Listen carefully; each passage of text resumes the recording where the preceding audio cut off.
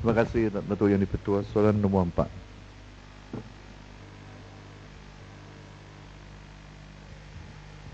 Terima kasih Datuk Yang Pertua. Untuk makluman ahli yang berhormat dan ahli-ahli Dewan Yang Mulia ini, anggaran kos keseluruhan bagi pelaksanaan kerja-kerja membaik pulih dan menaik taraf Kompleks Bangunan Parlimen ialah sebanyak ringgit Malaysia 520 juta. Projek ini akan dilaksanakan secara konvensional melalui 3 fasa seperti berikut. A. Fasa 1 dibagikan kepada fasa 1A dan 1B. Fasa 1A iaitu melibatkan kerja-kerja membaik pulih dan mengubah suai Dewan Serbaguna sedia ada sebagai Dewan Persidangan Sementara dan kerja-kerja yang berkaitan. Fasa 1A ini telah dimulakan pada 28 Mac 2011 dan siap dalam tempoh kurang dari 6 bulan, iaitu pada 5 September 2011. Kontrak asal bagi pelaksanaan projek fasa ini adalah sebanyak ringgit Malaysia 28 juta.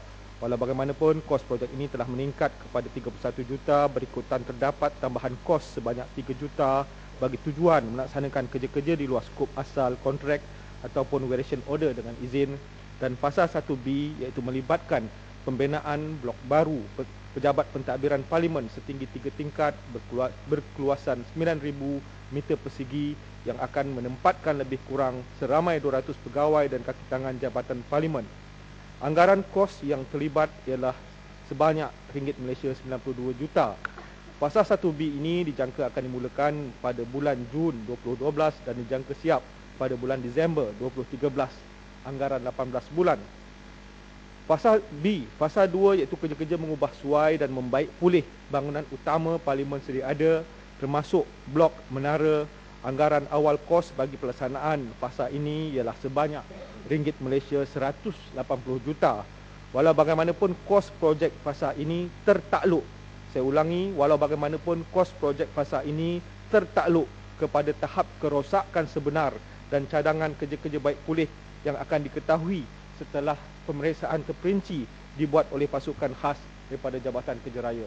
Dengan kata lain, Datuk Yang Tua, bila kita dah buka semuanya, baru kita tahu dengan detail sejauh mana kerosakan bangunan blok lama itu, dan barulah kos yang sebenarnya dapat dikenal pasti. Mungkin dia lebih rendah daripada 180 juta dan mungkin dia ada sedikit lebih daripada 180 juta, kerana kerosakan itu hanya akan diketahui sepenuhnya setelah rombakan bumbung itu dilakukan.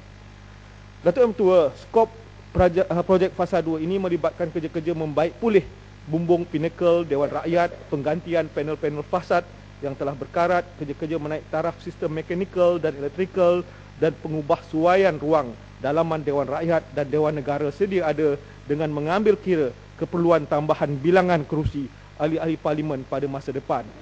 Fasa ini dilaksanakan secara berperingkat-peringkat. Dengan kata lain, Datuk Yang Tua, bahawa apabila pembaikan dilakukan pada Dewan yang lama itu, Dewan itu tidak ditutup sepenuhnya. Bilik-bilik jawatan kuasa dibuka sebahagian demi sebahagian, pejabat mungkin boleh digunakan lebih sebahagian demi sebahagian. Maknanya kerja-kerja dilakukan secara zoning untuk membolehkan ia tidak ditutup sepenuhnya. Dan tender akan dipanggil selewat-lewatnya pada akhir tahun ini. Projek mengubah suai dan membaik pulih bangunan utama Parlimen ini dijangka akan bermula pada suku pertama tahun 2012 dan tempoh siap kerja ialah selama 41 bulan. Fasa ketiga iaitu melibatkan pembinaan blok bangunan baru setinggi 5 tingkat dengan keluasan lantai 59,000 meter persegi bagi menempatkan pejabat ahli-ahli Parlimen dan fasiliti-fasiliti yang berkaitan, bilik media dan bilik kementerian-kementerian serta kemudahan tempat meletak kereta sebanyak 1,000 petak. Anggaran kos projek yang terlibat ialah sebanyak ringgit Malaysia 220 juta. Kerja-kerja pembinaan fasa 3 ini dijangka akan bermula pada bulan April 2012 dan siap dalam tempoh 24 bulan, dengan kata lain April 2014. Tuan Yang Tua dan ahli-ahli Dewan Yang Mulia, cadangan membaik pulih dan menaik taraf kompleks bangunan Parlimen ini, khususnya dalam pemilihan lokasi blok bangunan baru, reka bentuk, hiasan dalaman dan sebagainya, sememangnya telah dibuat dengan teliti dan mengambil kira pelbagai aspek dan faktor-faktor seperti keselamatan, keselesaan dan kemudahan kepada stakeholders terlibat, khususnya ahli-ahli Parlimen. Di samping itu, kerja-kerja membaik pulih bangunan bersejarah ini juga perlu mematuhi garis panduan yang telah ditetapkan oleh Pesuruhjaya Warisan Jabatan Warisan Negara, iaitu Akta Warisan Kebangsaan 2005. Di dalam masa yang sama, bangunan tersebut perlu terus dikekalkan sebagai simbol yang menjadi kebanggaan seluruh rakyat negara ini, sebagaimana permintaan ahli-ahli parlimen dalam persidangan yang lepas. Oleh itu, Kementerian Kerja Raya telah pun mengkaji dan mengambil kira pelbagai pandangan menerusi sesi-sesi taklimat dan engagement yang diadakan dengan pihak-pihak terlibat seperti Jabatan Warisan Negara, Yang Berhormat Speaker Dewan Negara, Yang Berhormat Speaker Dewan Rakyat, pegawai-pegawai kanan Parlimen dan juga jawatan kuasa pilihan khas Dewan Parlimen yang dianggotai oleh wakil-wakil ahli Parlimen sendiri.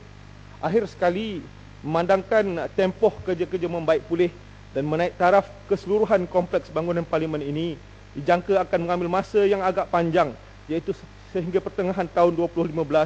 Saya dengan ini mengambil kesempatan untuk memohon kepada semua pihak yang tak selesaan yang mungkin akan timbul sepanjang tempoh tersebut. Terima kasih. Ya, Ketua Melaka. Terima kasih Datuk Yang Betul, dan terima kasih kepada Yang Amat Menteri yang sudi menjawab sendiri dan dengan jawapan yang amat detail. Yang Amat Menteri, bolehkah Yang Amat Menteri beritahu ke Dewan ini nama dan latar belakang kontraktor yang sudah menjalankan kerja ini?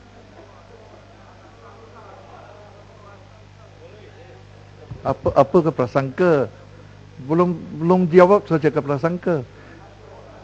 Katakan, adakah ini dibeli secara tender terbuka? Sebab tadi katakan ada fasa yang akan minta tender. Yang sudah jalan kerja ni, adakah sudah juga menjalankan sebegini? Tender terbuka, nama dan latar belakang kontraktor utama yang menjalankan kerja ni. Terima kasih Datuk Ketua, terima kasih Yang Berhormat. Setakat hari ini, kerja-kerja pembaikan dan pengubahsuaian bangunan Dewan Serbaguna ini untuk digunakan sebagai Dewan Persidangan Sementara, iaitu fasa 1A. Kontrak ini telah, sebagaimana yang saya telah maklumkan dahulu, bahawa telah diberi kepada Trans Resources Corporation Sdn Bhd berdasarkan kepada kecemerlangan kontraktor ini menerima anugerah kontraktor terbaik daripada Jabatan Kerja Raya, memenangi untuk kategori melebihi 30 juta. Dan buktinya beliau telah berjaya menyiapkan kontrak ini dalam masa tidak sampai 6 bulan. Kalau saya ikut pandangan ahli Parlimen Pokok Sena yang minta panggil sebagainya, mungkin sampai hari ini bangunan ini tak siap lah.